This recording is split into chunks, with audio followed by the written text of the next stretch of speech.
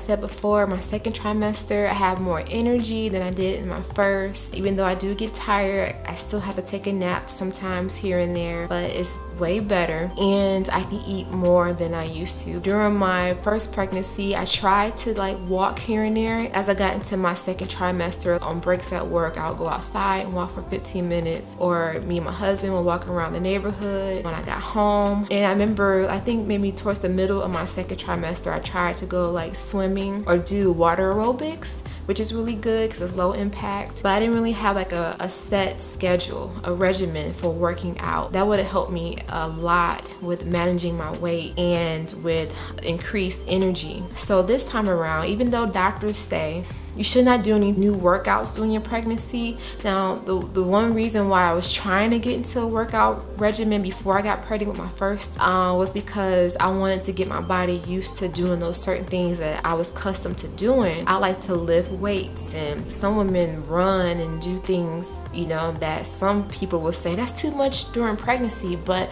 their body was just used to doing that. So when they got pregnant, it didn't really bother them. Their body was already used to that. Of course, you have to adjust, you know, because you have a belly now. You have to adjust, you have to watch your heart rate. With this pregnancy, even though I wasn't doing the heavy weightlifting or the medium to heavy weightlifting or the high intensity workouts, my husband and I and my son, we walked all around San Francisco. So I was in better shape, and I lost, from the day I gave birth to my son, I was down 80+ pounds. And so I had more energy and we were walking around. So my stamina did increase. Everything is so close in San Francisco, so we found ourselves walking around for hours in San Francisco. When I got pregnant, I wanted to work out, but I was so tired. But as soon as I got into like my second trimester with this pregnancy, when I got more energy, I started incorporating going out for brisk walks and adding some intervals of jogging. Like every 5 minutes I would jog, and I'll do that for 30 minutes, and then I'll come back and do a few sets of wall push-ups. And then I started incorporating some light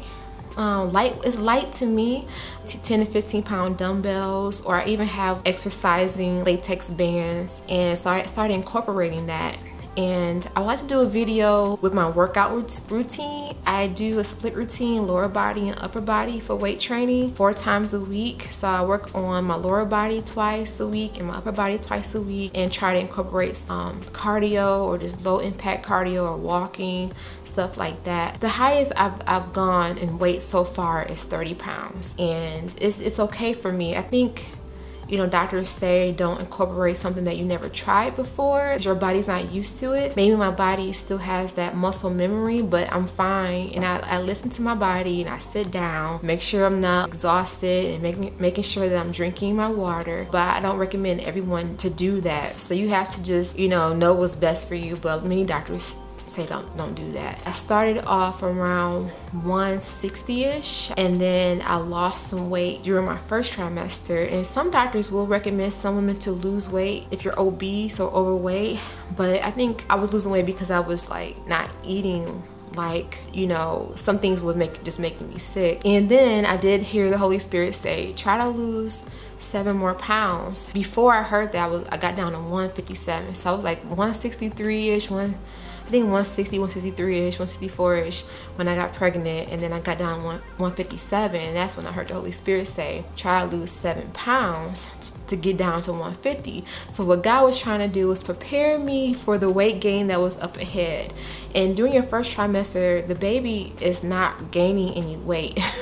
A lot of women don't gain any weight, and a lot of women lose weight because they're just puking so much. They're losing weight during the first trimester. I don't recommend dieting, and I wasn't dieting, but I lost weight. And so right now my weight gain is, I guess, a net 0 or a net, you know, 2 pounds if you start off where I started, which is 160-ish, whatever, close to 160. And so my goal is not to go beyond like 170, 172.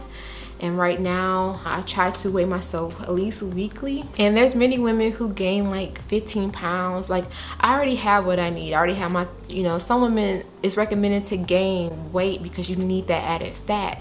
If you already got the added fat, I already got the hips, the childbearing hips, which I'm having a C-section, so I'm not pushing anything out, but some women need hips to carry around their belly. They need the support to carry around the belly. So they're recommended to gain 25 to 35 pounds, and like my body doesn't need that. You know, 15, 20, you know, pounds is good for me. And there's many women who have normal babies that come out average weight, just fine and healthy, who don't gain a lot of weight, who are not eating for two, you know, gaining 50, 60, 40 pounds, even like I did, 40, 50, 60, 70 pounds. I think a lot of people who are obese, who are gaining that much weight, they end up having small babies. And there's different reasons why that happens. Could be just the stress that they're going through, the stress they're putting on their bodies and stuff like that. But some women come out with 9-pound babies.